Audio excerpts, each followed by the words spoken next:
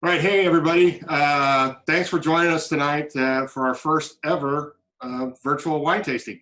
Um, we don't know what's going to happen here and what to expect, but we're going to have a little bit of fun, taste a couple of wines, talk about what's going on in the vineyards and winery right now.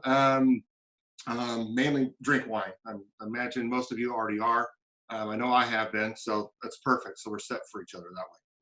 So for those of you who don't know who I am, my name is Milone. I am the winemaker for Brutocao and Bliss family vineyards. I've been here since 2009, making these wines and working on the family estate vineyards. With me tonight is Kevin Brutocao. Kevin, say hi. Hey, everyone. So Kevin's working the board. I guess you call him our executive and our producer, director, casting director, everything lighting.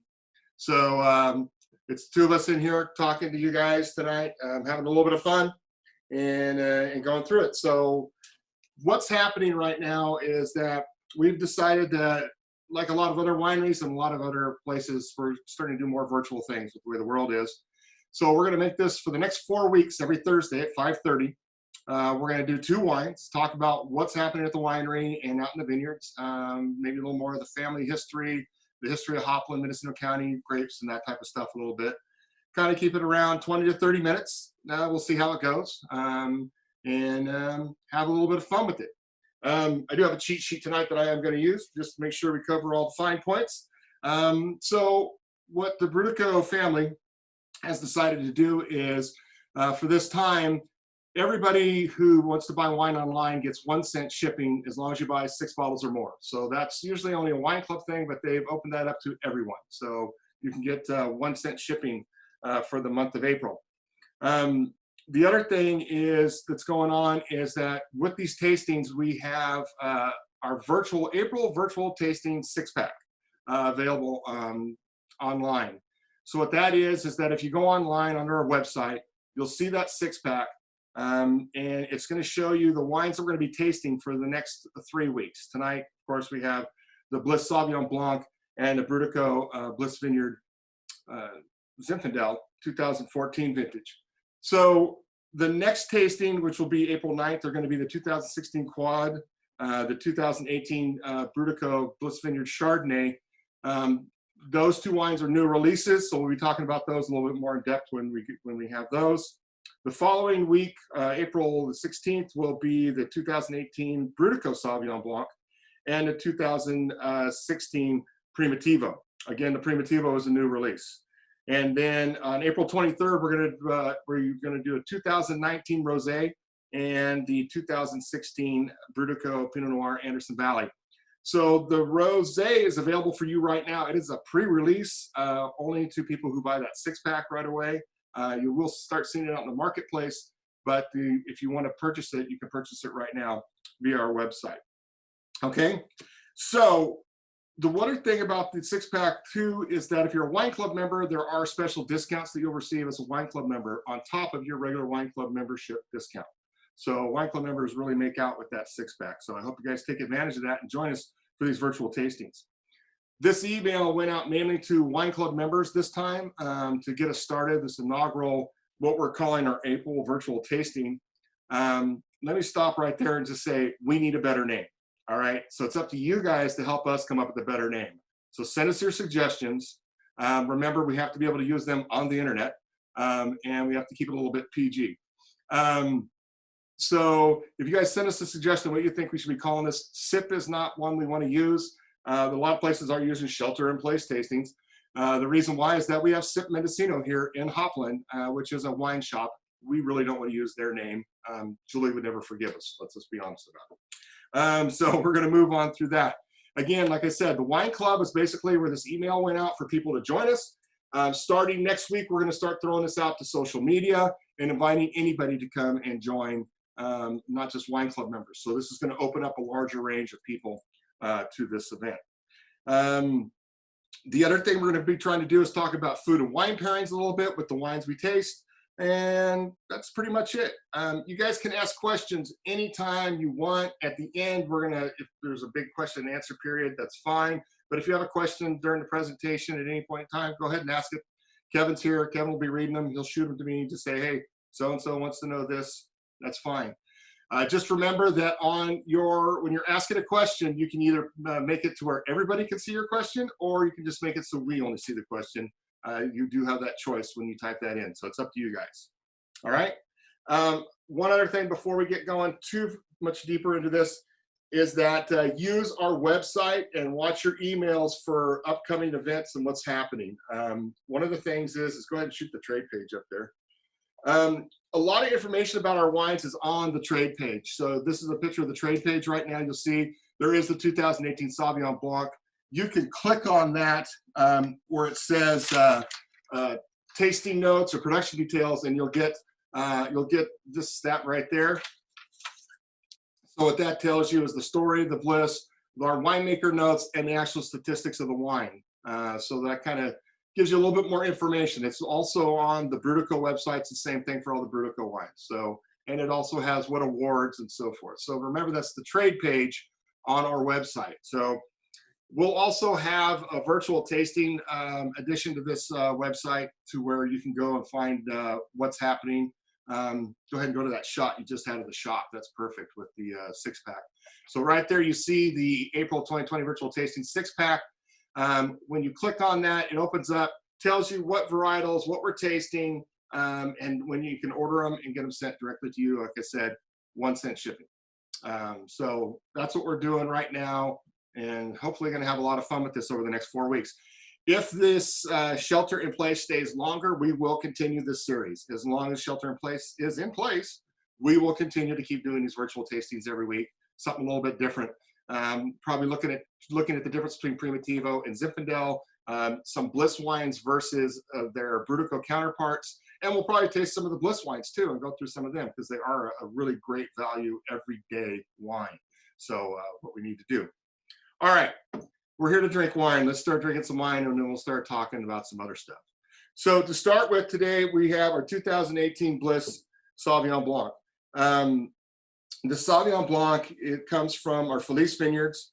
Our Bliss brand usually doesn't go vineyard designate. It just says Mendocino County on purpose. We actually could call this a Felice, just like the Brutocao, and make it vineyards. It's just a separate section of the vineyard where we pick these grapes from, gives it a totally different profile. So one of the things is about this wine is I love the lemon zest. It always has this great lemon zest aroma in it, and it's that real citrusy style. That's the kind of Sauvignon Blancs I like, and I'll admit to you, I actually like the Bliss style better than the Brutocao, but that's me. But they both have their places. But this one, so you get that nice, great citrusy lemon peel coming through. It's just like you just zested a lemon kind of. And then it kind of rolls into gets a little bit more of a tropical, just a hint of like pineapple maybe in the background. So it's a nice, clean, crisp nose. That's because we do a very cold fermentation on this. We pick at night, it keeps it cold, so we're able to keep all those aromas and flavors in there.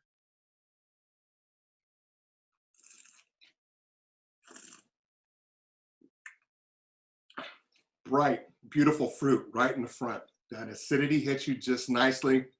It rolls across your mouth and the back and the tongue. You can still taste that lemon, like a lemon curd kind of comes through. There is still that pineapple characteristic. And let me tell you something about that pineapple.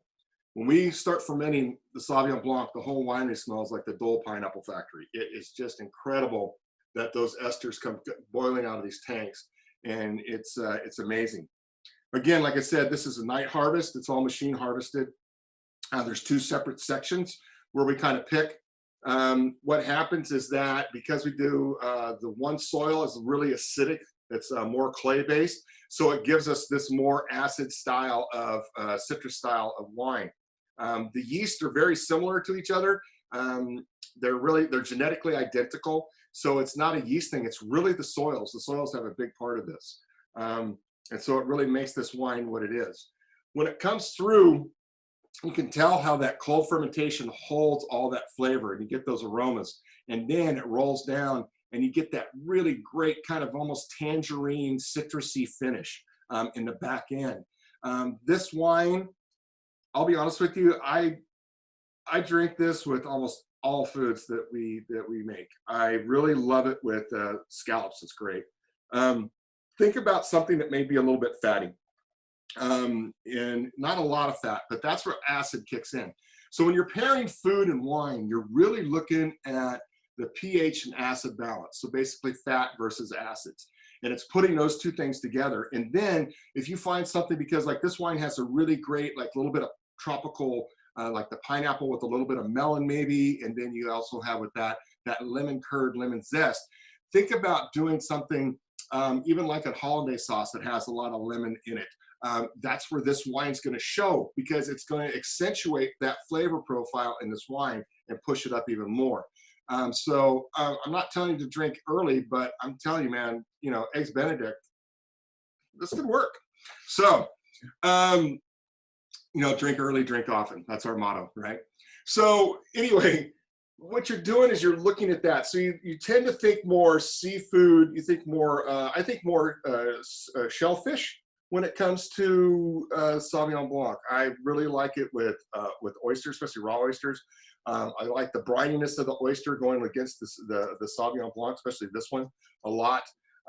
Any type of even mussels, you know, especially mussels with some spice to them. You know, when they do those mussels and they add some nice like hot spices to it, and then you take that with that butter, and then you get this wine going with it. It just accentuates. It will accentuate the heat a little bit, so you have to watch that.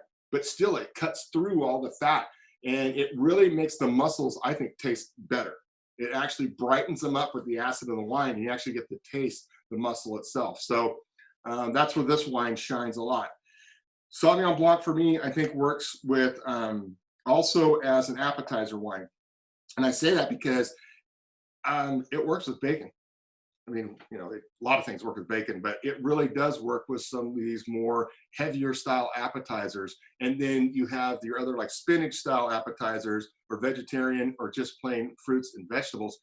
You get this wine kind of brightens it up with this acidity. It kind of cuts through that, where a lot of wines won't do that. They're very specific on what they'll work with. So, so that's kind of where I'm at. So as far as food and wine pairing with this, with our Sauvignon Blanc, I would say definitely any type of shellfish dish. It's like amazing, and it works really good. That's really good English, by the way. So moving through this wine, if you guys have any comments or any questions, go ahead and ask us. I'm going to enjoy it just a little bit more.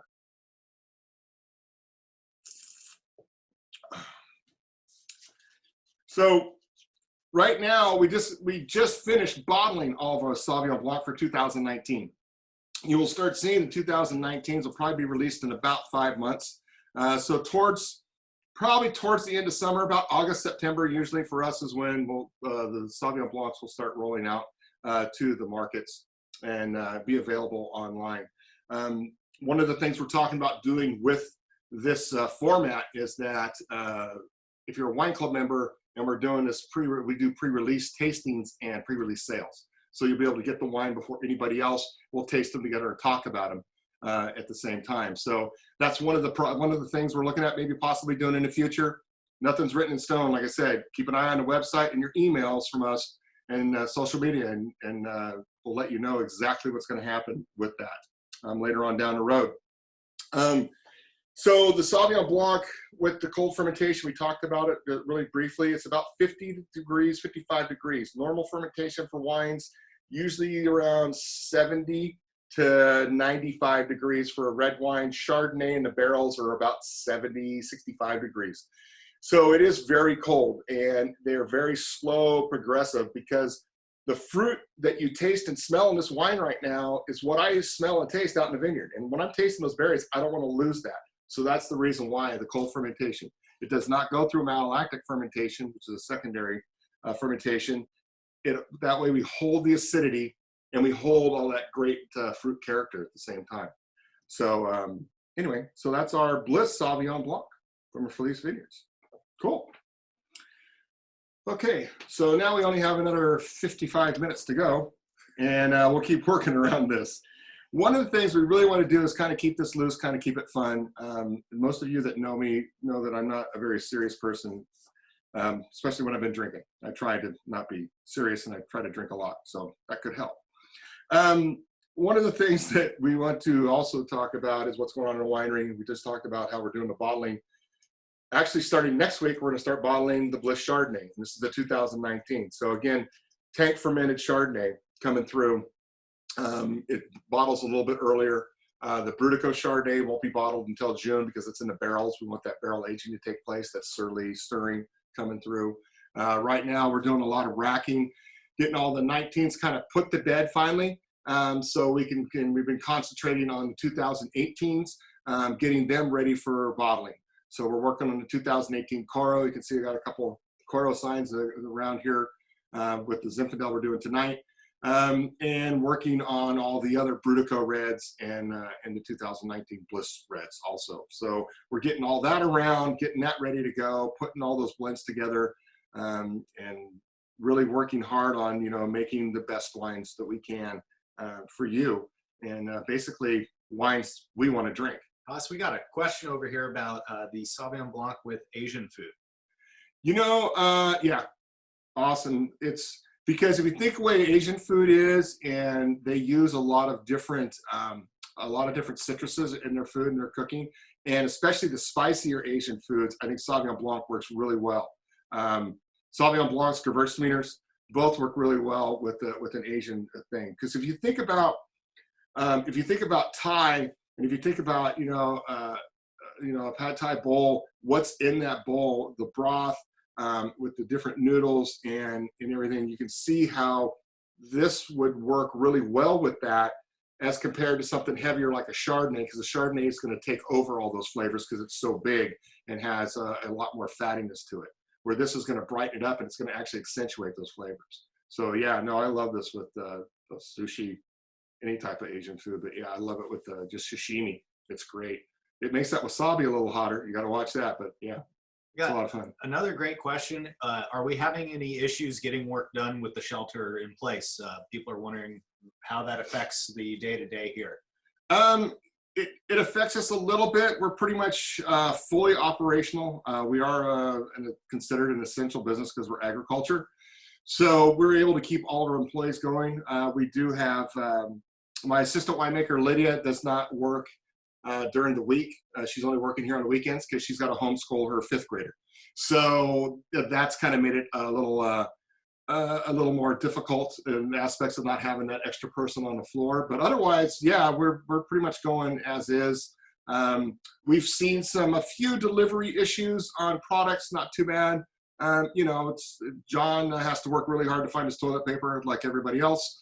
You know, sanitation-wise, we still have all our sanitation chemicals we use doing that. It's basically, I think the hardest thing we've had to do is just educate our employees to make sure that they're doing their 6 feet. And that's the hardest thing. When you're used to all working side by side, especially on the bottling line, and making everybody spread out, we had to actually add more length to our bottling line so people could spread out. So its logistics are a little different, but we're working through it, and I think we got it handled pretty good right now. So, cool. All right, so far so good, everybody? Good. If not, just drink a little bit more. I get funnier, trust me. All right? Okay. So just to make sure I didn't miss anything so far. Out in the vineyard, Lynn Brutocao sent us a little video. You could tell he was a little tired. They were frost protecting last night. So this is I believe the third or fourth time we have to turn on so far for frost. Which happens is last night the dew point got down below 32. It got to, I think Lynn said, around 30.1. And that's really dangerous because what happens is right now, everything, all the vines have pushed. And so we have all the buds, there's some green tissue exposed. Some of the more early ripening vineyards, there's actually leaves out. So what we have to do is around 34, 33 degrees, we got to start turning on our water sprinklers and covering them with water, which basically makes ice, and they form ice around it. And by forming ice, you actually make this little thermal chamber, almost like an igloo would, and it actually causes heat. It takes heat to make ice, believe it or not, and that's part of the thermal dynamic of the protection of everything. So The worst night, last night they didn't have to turn on until about 2 o'clock, 2:30, I think. A couple of nights ago, we actually turned on, I think it was 11:30, and had to run until about 9:30. And it sounds crazy, but you have to run until all the ice is melted, otherwise you'll damage the vine. So you have to keep the sprinklers going the entire time until the ice is melted, even though it may be 34 degrees out. Until the ice is melted off the vine, you can't turn off your water. And so that takes a little more time. We've actually dropped our pond here at the winery about 6 feet because we've had to put so much water out over the last 3 or 4 nights of frost protection. So anyway, so that's kind of going out there. They're finishing up, doing a lot of tying, making sure the wires are down, getting ready. Equipment's all getting ready to go out and start doing some. They've been mowing, getting ready to start tilling some ground here probably in the next 2 to 3 weeks. You know, and once we get some leaves out and stuff, we'll have to start looking at the spray program, you know, if we're going to start putting some sulfur out to start protecting them. But the main thing right now is just getting all the fine details done. And a lot of times the day crews out there fixing broken sprinklers and unplugging sprinklers because of what happened the night before with frost. So that's kind of what's happening out in the vineyard right now. We're kind of looking, it's kind of fun to drive around the vineyard. I was doing it today, actually. And looking how there's certain sections where there's in one row, you'll see one end of the row, the leaves are out, but the other end of the row, the buds are just barely breaking open. So you can see how there's a ripening pattern for the maturity of those rows happens that way, and in different vineyards and different blocks. So it kind of gives you an idea of how that's going to ripen and how you want to sample it even later on. So it's very important to be out there looking at that this time of year, which is where we're so unique, being 100% estate. I can go out there, I can see these things, I can take a look at them. So I'm waiting for that question to say, "Ha, shut up, let's drink some Zin." I imagine my wife will give me that any minute. Let's do that, okay? So let's start with the 2014 Zin. This is next to the last year, and that sounds kind of crazy. In 2015 was the last year we used our old vines, our old vine Zinfandel. We actually tore them out. I think it was 2016, but 2015 was the last vintage that we used those vines. They were about 45 years old, I believe, when we tore them out. So there's this vintage, which is the 2014, and then the next vintage. So these are the vintages that are showing they show that old vine style. And then starting in 16, you're going to see it's a little younger Zin style, but it's still very similar. This was also, I think, one of the first years we were able to use our Petite Syrah off our younger vineyard, which was next to, which is where our Zin's coming from now. This Zin is 85% Zin, 5% Petite Syrah, 5% Syrah, which comes from our Felice Ranch, and then 5% Carignan. So it was the first year we were able to use Carignan and Petite Syrah. So it makes, and the reason why it's part of that blending process to make the best wines possible. I'm not afraid to tell people if we're blending different wines and to make a better wine.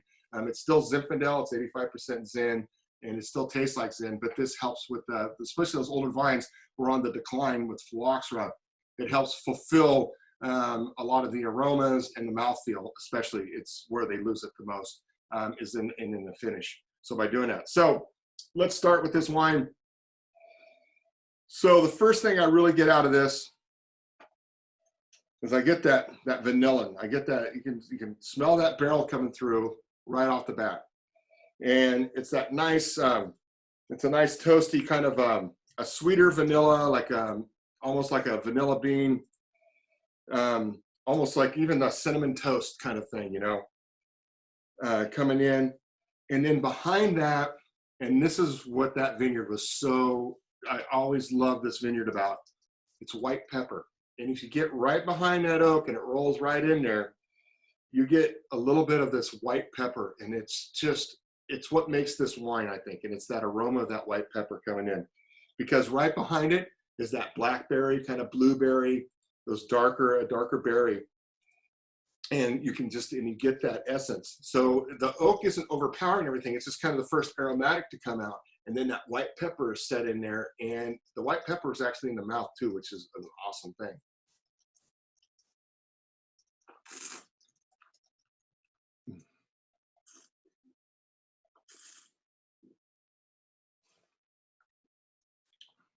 The one thing about Brutocao Reds, it's fruit. You're always going to get fruit.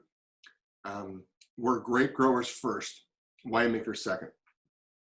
We want you to taste that fruit. And when that just explodes in your mouth, there is a big blueberry, almost like blackberry cobbler just going off. And you get that right in that mid palate is where that pepper kind of kicks in again. You get that little bit of that white pepper tinge coming in, and you can kind of taste it. And then it rolls off, get a little bit of heat, but you get that richness of Zinfandel.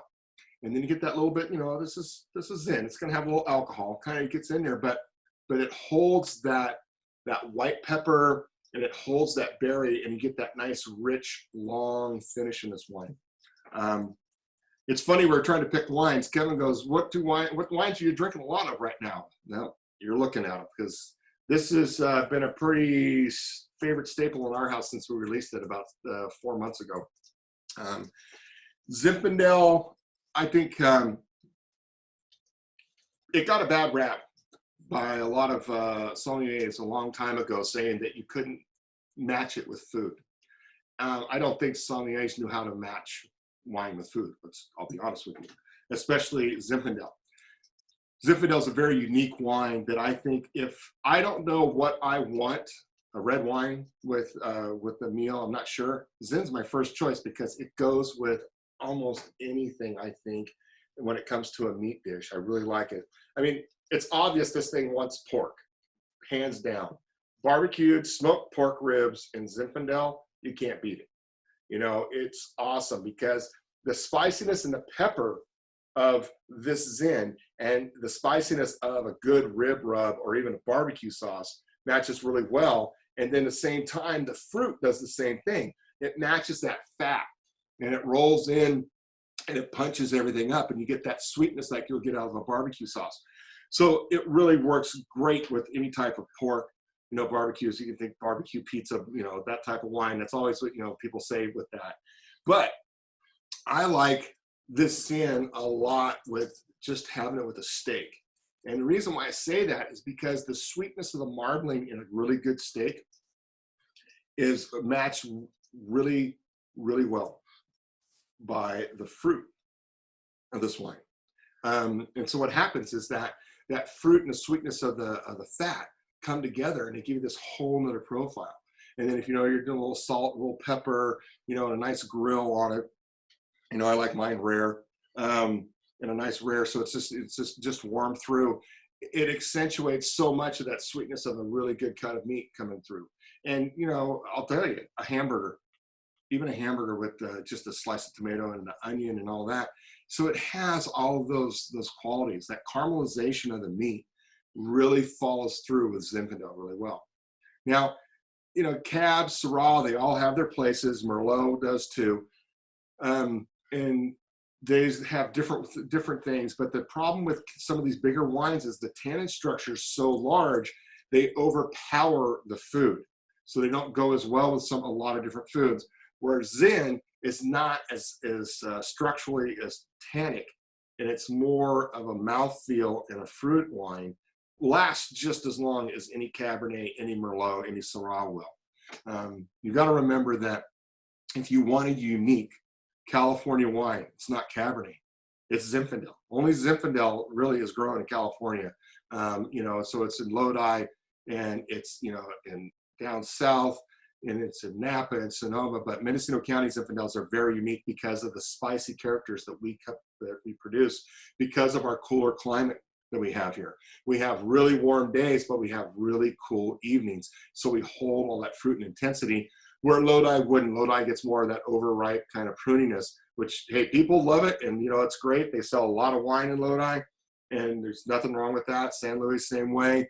In Napa, it's a whole different topography. They get a little bit cooler, not as hot sometimes, but there's more Cab-centric. Sonoma County Dry Creek has some great Zins there, but again, they're different than a Mendocino Zinfandel, and that's part of what Coro is about. And the whole idea is teaching people about Mendocino County and its Zinfandel and its heritage grape, and it's a great thing to do. Huss, can you answer a couple questions? Yeah. So one, we'd like to know what percent makes it a Zinfandel versus a blend? So you have to be at least 75% of the varietal legally in the state of California, or state, well, actually United States. So TTB says as long as it's 75% Zin, you can call it Zin. It used to be 51, believe it or not, years ago. They changed it finally. But most wines, most people don't realize almost every wine you buy in a supermarket or in a market, it's not 100%. It's usually a blend of some kind. So 75% is the magic number. Varietal, that's for varietal. For vintage, it's 15. It's got to be 85% to be for the vintage. This is 100% 2014. Sauvignon Blanc is 100% Sauvignon Blanc, 100% 2018. So like I said, I'm not afraid to tell people that's the art of winemaking. It's blending. It's making a better wine. Okay, and then someone would like to know a little bit more about if you'll ever make a 100% Carignan. Well, we make both Carignan and Carrigan here in Mendocino County. It depends on who you talk to. No, probably not. We have a very small section of it. It's made to be a blender to help out other wines. It's too young, I'll be honest with you. It's only about, let's see, what is that, 11, 12 years old. So really good Carignan, it's, you know, it needs to be about 20 plus years old before they start making really great wines. If I could, you know, but it's always going to be here. It's always going to be used. We also have a small plot of Malbec and Petit Verdot that it's like about 3 years old that we're going to use later on in some different programs. And that's why it's a blending program for us to accentuate and to make better wines and to add. So, all right. I like tasting in place. Okay. Thanks, Leslie. And we have some people were asking about the product on the online, where to find it. So we're going to show you again where you can find that. So here on the online store, on the home page of the online store, it's the first product in the featured product section. And it's the April 2020 virtual tasting 6-pack. Click on that and get more details on the schedule. If you order right away, then we can, it looks like we're going to be able to get to everyone questioning it. Yeah, so when you come on the homepage, you just go up there to the shop, and when you hit the shop, it'll put you right into that page. So, and that goes, and that so that's where you'll find that. You know, if you have any questions, call Chris at the tasting room because he really needs you to call him every day as often as possible. You're welcome, Chris.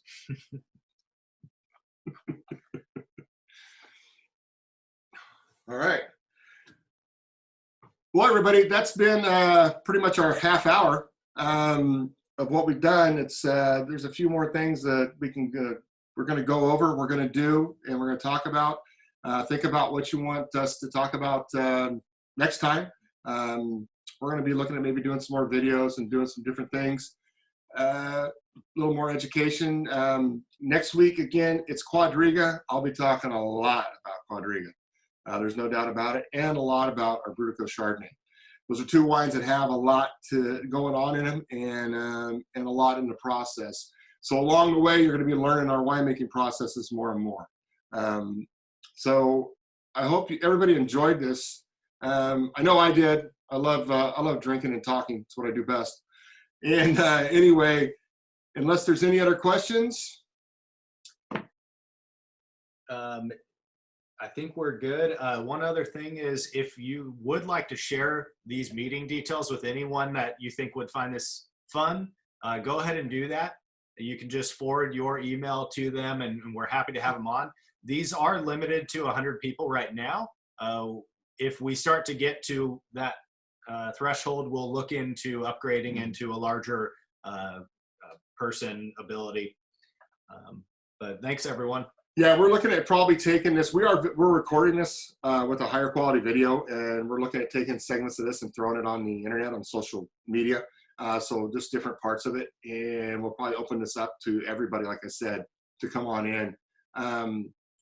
Anyhow, the other thing, really quick, when you guys are going to do these tastings, if you have a chance, open this bottle, especially the red wines, open them up about an hour before the tasting at least, and pour a glass so it aerates out. That's what I did. I actually opened up my bottle about 4 o'clock, and then I poured this about 45 minutes before we started. So the aromatics really push out because it takes a while for them to open up a little bit more.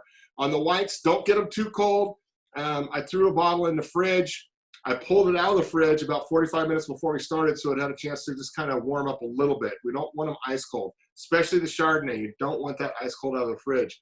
You want it, slightly chilled, not really super cold, so that that'll show off the aromatics and the wines a lot better to do that. On behalf of the Brutocao family and myself and everybody here at Brutocao and Bliss Family Vineyards, thank you all so much. This was fun. I hope you guys like it. Let us know, please. Let us know, how this was, your comments, and I guess cheers. Enjoy. Thank you.